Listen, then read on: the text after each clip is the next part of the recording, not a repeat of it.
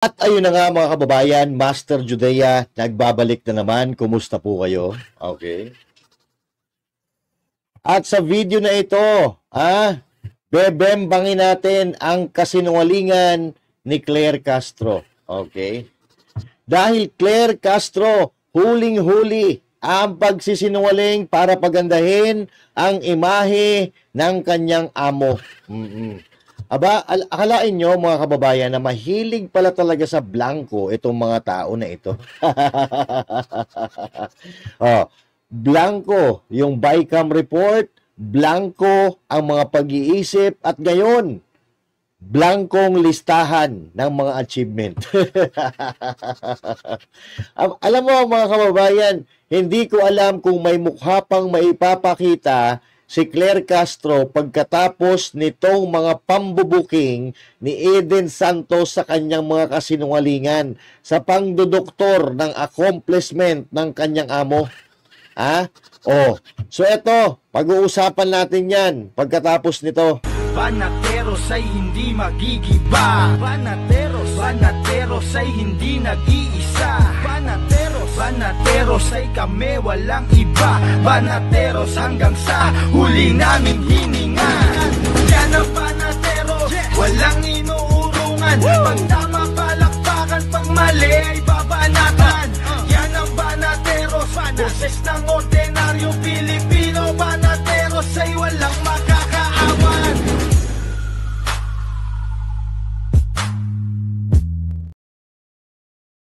At syempre pa, magandang araw Luzon, Visayas at Mindanao at sa mga kababayan nating OFW, mga immigrants sa iba't ibang panig ng mundo.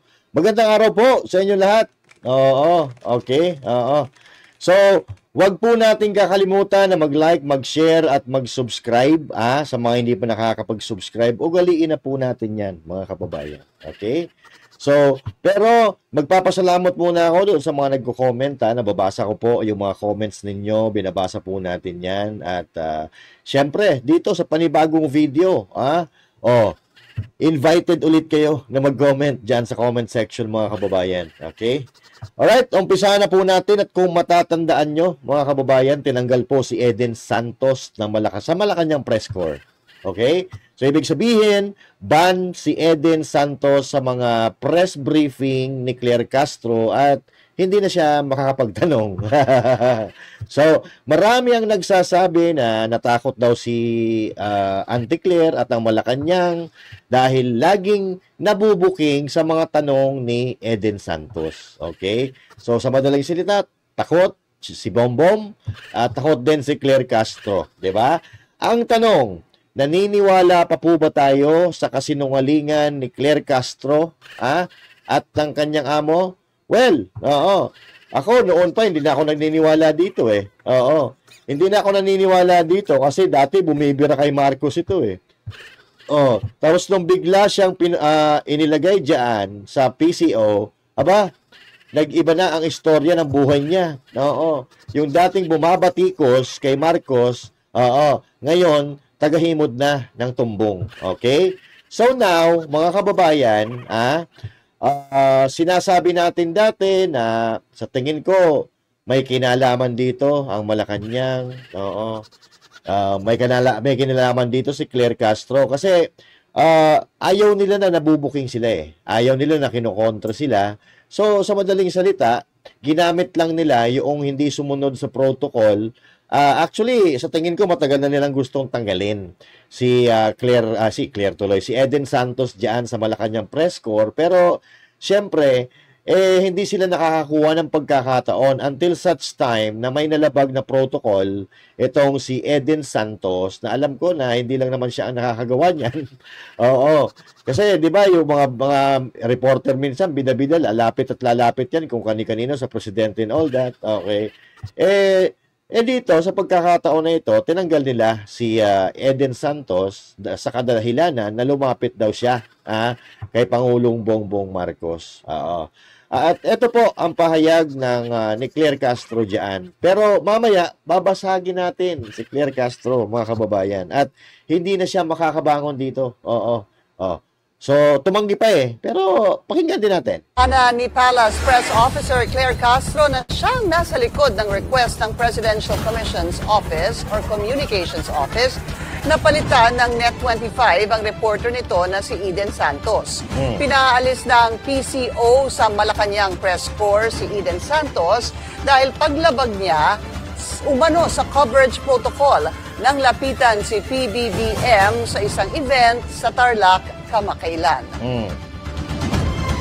Kung maraming meme na lumalabas ng mga vloggers na ito'y patungkol sa akin, nakita niyo naman kung paano naman ako sumagot. Oy, mga vloggers. Nabanggit kayo. So, ito Oo. Alam nyo mga kababayan, allergic na itong mga to sa mga vloggers eh. Kaya nga pinagkakasuhan na kung ano-ano ng mga paninira na ginagawa nila. Mga fake news daw mga vloggers. Pero dito sa video na ito mga kababayan, ipapakita ko sa inyo kung sino talaga ang fake news. Paano ko naman siya entertain eh. So, it's not about me, it's not about her. Ay, what? Siguro sa nangyari sa video. Sa akin, anybody can ask me question. Diba? So, kung ano lang ba yung sinasabi ng PCO, siyempre, sundin natin. Yan na nga. Lumapit daw si Eden, Dagdag ni Castro, hindi naman siya ang secretary ng PCO, kaya hindi siya ang nagpapasya sa mga desisyon ng ahensya. Pinabulaan na ni Palace Press Officer Claire Castro. Ayan. So, Sir, you already mentioned that you don't do things for optics. That was Nawala. Ayan. Balik natin si Claire Castro. So, dito mga kababayan, itinanggap po ni Claire Castro. Pero uulitin ko yung tanong. Naniniwala pa po ba kayo sa kasinungalingan ni Claire Castro? Naniniwala pa po ba kayo sa kasinungalingan ng kanyang amo? Pues ako, hindi po ako naniniwala sa lahat ng sinasabi ni Claire Castro. Kasi wala pong katotohanan dyan. Unang-una pa lang yung mga nakikita natin na pagbatikos niya kay Marcos Jr. dati. Ito ay indikasyon, mga kababayan, ng kawalan ng paninindigan at hindi ka panipaniwala ng mga aksyon. Diba? Kasi noon, kontra siya. Tinatanong pa niya na, bakit napakaraming mga tawag dito?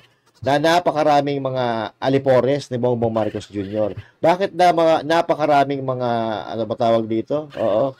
Yung mga nagtuturo sa kanya. Bakit napakaraming sekretary ni Marcos? Siyempre, presidente yan. Okay? So, ang ibig natin sabihin dito, bakit napakarami po ng advisor daw ni Marcos Jr.? Yan tanong ni Claire Castro dati. Sabi, bobo daw ba ang presidente? Pero nung kinuha siya sa PCO, aba, bumaliktad, 360. Ang bait na niya kay Bongbong Marcos, mga kababayan. At ito, basagin na natin ang kasinungalingan ni Claire Castro, mga kababayan. Noong nakaraang araw, sinabi ni Claire Castro na libo-libo na daw, mahigit 4,000 daw na barangay ang nalinis sa droga. Ibig sabihin, ito ay mga barangay na drug-free. Pero wala naman po siyang ipinakitang pruweba. So, ito po yun, mga kababayan. Yung, wait lang. Ito po yung ipinakita niya dati. Ito po pala, yung interview sa kanya ni Eden Santos. Mula July 1, 2022 hanggang May 31, 2025, umabot na sa 4,027 barangays ang naideklarang cleared sa illegal drugs. May we know po kung anong mga barangay, kahit ilan lang po, yung 427,000 na binabanggit ninyo na na-cleared na sa illegal drugs. Yan pa lang po ang ating natanggap at wala po tayong detalye patungkol sa barangay. Hingin po natin mula sa PIDEA at ibang law enforcement agencies yung sinasabi po nating barangay. Anak ng sokwa talaga, Tinawanan siya, Mula July 1, okay? So, mula July 1, marami daw na clear na drug-free ang PIDEA.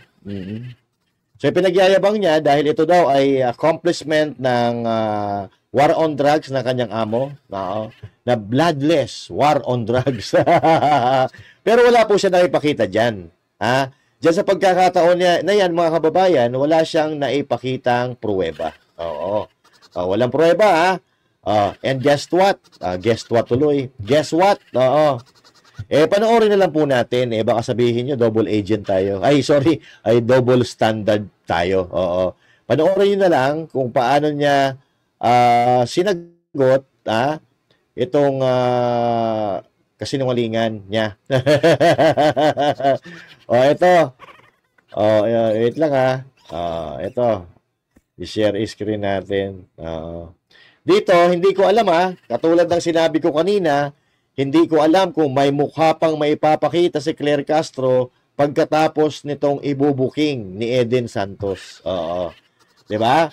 Kasi, sumagot po siya mga kababayan at sabi niya ipapakita yung mga listahan ng mga barangay na clear na. Okay? So, panoorin natin. Baka mamaya, mali lang yung pagkakarinig ko. Baka yung pagkakarinig nyo tama. So, ito po. Inilabas na ngayon ng Malacanang ang listahan ng mga drug-cleared barangay sa Pilipinas.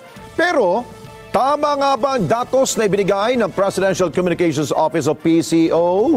Ayan, palakpakan natin. Ipapakita na po ang listahan ng mga barangay na drug-free sa Pilipinas. Okay? Pero ang tanong, tama ba ang datos? Sige, tingnan natin kung tama. Report mula kay Eden Santos. Nako, delikado Eden Santos. At nandito po yung iba mga pangalan. Dito po. Sa wakas ay nagbigay na ng listahan ng Malacanang ng mga pangalan ng mga barangay sa bansa na idiniklarang drug cleared ng administrasyon ni Pangulong Ferdinand Marcos Jr. Palakpakan naman natin. Ipinakita yung mga listahan, mga kababayan. Nakaka-proud naman. Sige, ituloy pa natin. Sa press briefing sa Malacanang ay sinabi ni Presidential Communications Office Undersecretary Claire Castro na ngayon lang ibinigay ng Philippine Drug Enforcement Agency o PDEA ang nasabing listahan. So ibibigay ko na lamang sa inyong opisyal itong mga kopya. Nandito po yung sasabi yung mga barangay na nasasabi natin drug cleared, drug free. Hawak na natin. Ang kapal Ang kapal ng papel Alright, so. Drug free. Hawak na natin ngayon yung listahan ng mga pangalan ng drug-cleared na mga barangay nationwide ayon sa Presidential Communications Office o PCO sa pamamagitan ni Undersecretary Claire Castro. So tiningnan natin yung mga listahan. Walang nakalagay kung kailan nagsimula na na-cleared yung barangay sa illegal na droga. Nakalagay lamang ay as of June 2025. Walang hiya yan. If you can see, mga kababayan, makikita mo dito, total number of barangays. Okay? Dito sa, meron, Region 1, La Union, Region 1, Pangasinan, makikita mo dito, number of barangays. Pero walang nakalagay kung anong mga barangay yan. Parang flood control projects lang Oo. Parang flood control projects na 5,500 pero hindi nakalagay dyan kung saan inilagay. Sige. Baka nagkakamali lang tayo ng iniisip Pagpatuloy mo Edin. Mga bilang lamang po ng mga barangay yung nandito at wala yung mga pangalan ng mga barangay na ating ngang naitanong dun sa previous briefing. Nung tingnan natin ay halos kalahati nito, kaya pala siya makapal habang pinapakita niya kanina sa briefing, kalahati po nitong mga to ay mga blankong papel. Mahilig talaga kayo sa mga blanco. Blankong utak, blankong pag-iisip, blankong bycam, blankong proyekto. Yan pati blankong kopomban. pati blankong kopomban. Kopombam. Oo. Ginagawa nyo na. Alam nyo, nakakatakot itong administrasyon ni Marcos. Punong-puno ng kasinungalingan. Parang wala na hong totoo dito sa mga sinasabi ng administrasyon ni Marcos na ito. Pero ingat kayo Net 25. Net25, sa mga hindi nakakaalam, ang Net25 po ay istasyon po yan ng Iglesia ni Cristo. Pag-aari po yan ng INC. O, ingat kayo, ha? Dahil baka pag-initan kayo tulad ng SMNI. Okay? Ayaw nila nang binubuking sila. Ayaw nila na kinokontra sila. Pero ako I'm hoping na mayroong lilitaw na Eden Santos dyan sa Malacanang Press Corps. Oo. Disin lamang na nagpahayag na kayo ng saloobin sa pagkakatanggal kay Eden Santos na inyong kasama dyan sa Malacanang Press Corps.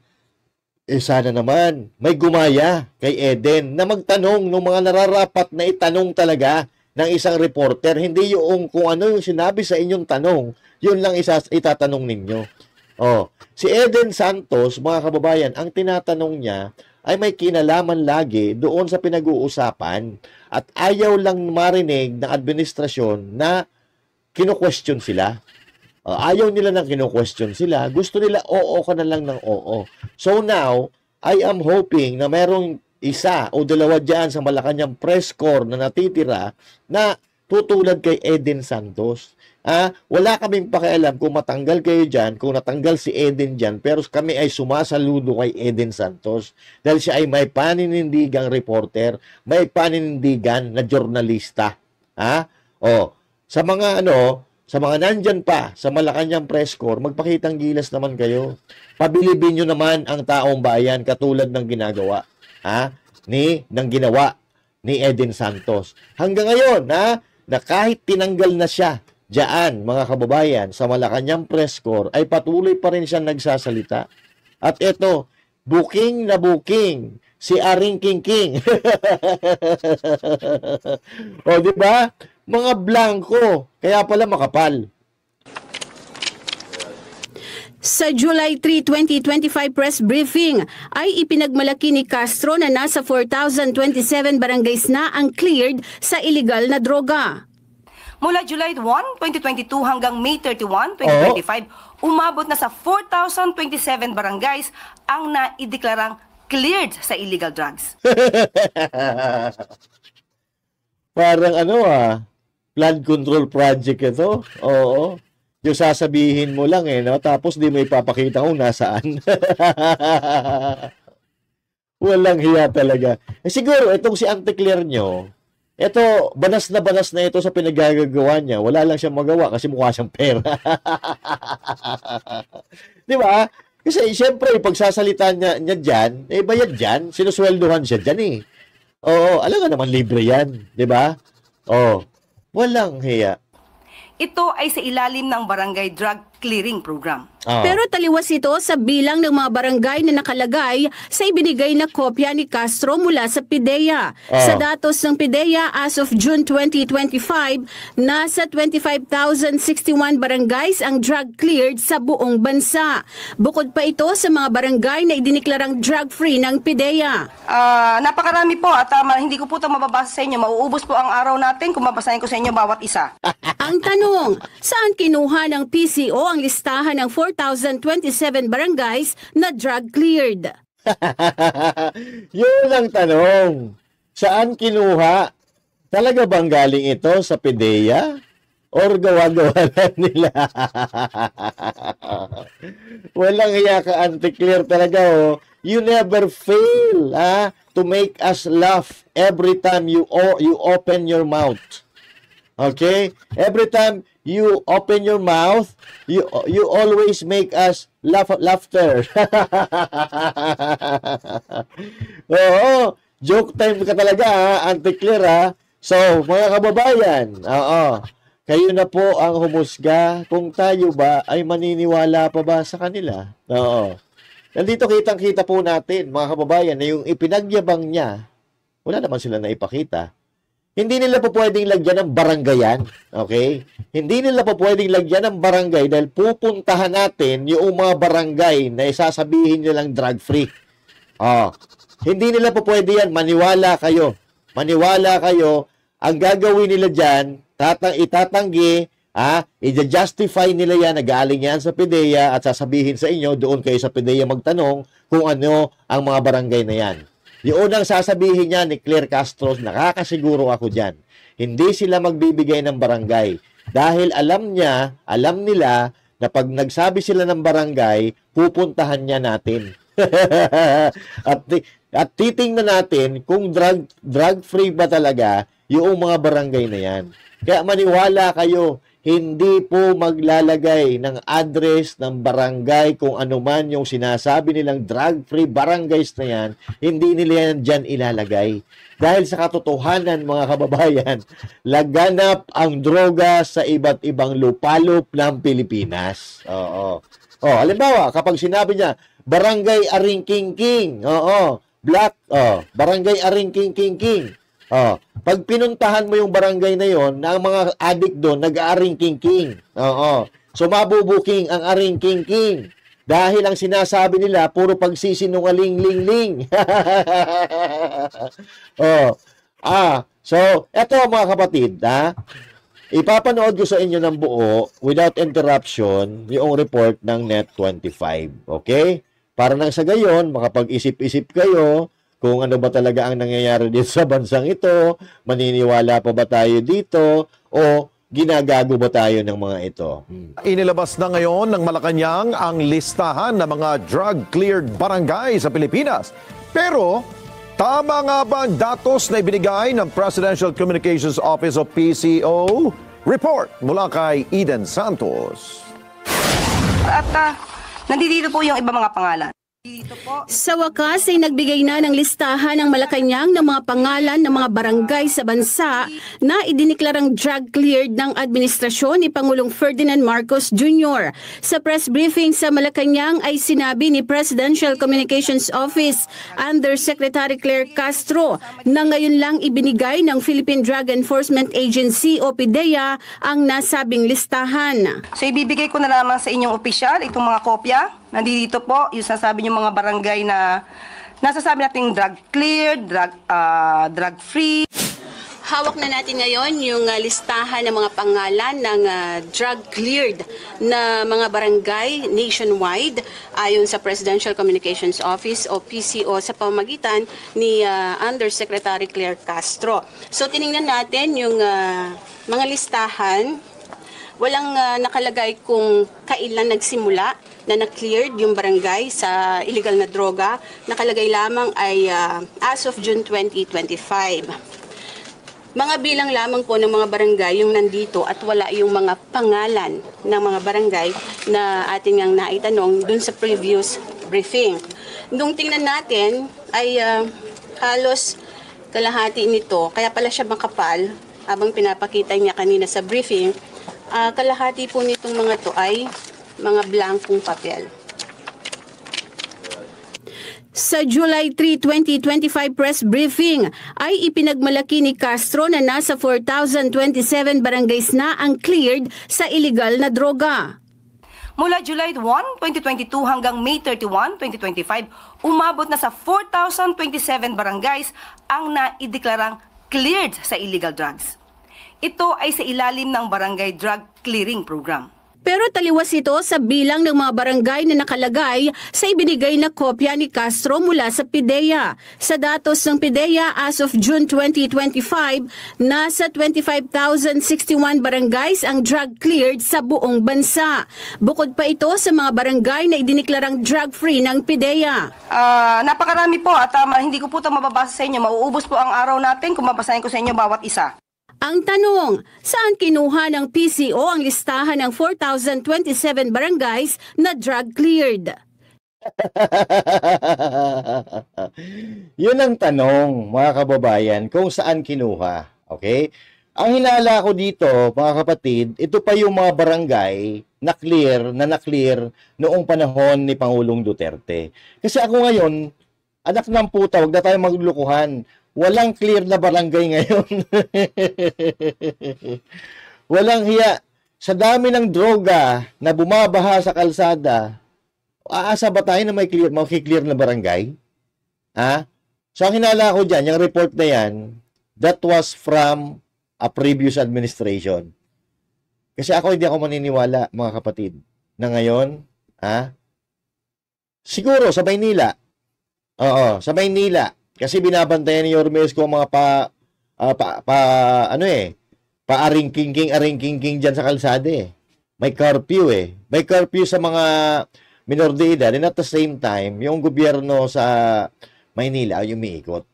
No? So, yun lang po, mga kababayan, ang nakikita po natin dito. Malamang itong mga sinasabi nilang barangay, ito yung mga barangay na na-cleared doon sa panahon ng Duterte administration. Pero, hindi pa naman tayo nagsasalita ng tapos. Magpakita sila ng pangalan ng barangay na sinasabi nilang clear. Pupunta natin. Oo, titingnan natin kung talagang clear. But, before that,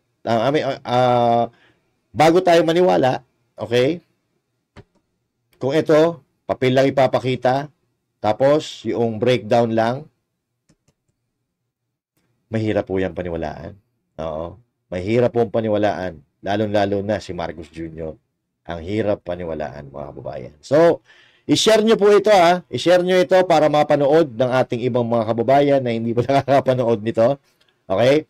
Para malaman ng buong mundo, ng buong Pilipinas, ang kasinungalingan ng mga tao na ito. Okay? So, i-share po natin, mga kababayan, at i-comment nyo na rin kung ano ang saloobin ninyo dito sa pinag-usapan natin na issue na ito. And again, this is Master Judea saying thank you. God bless you all. And to God be the glory. Oy, Iglesia ni Cristo, mag-iingat kayo Baka pag initan kayo. Nako po.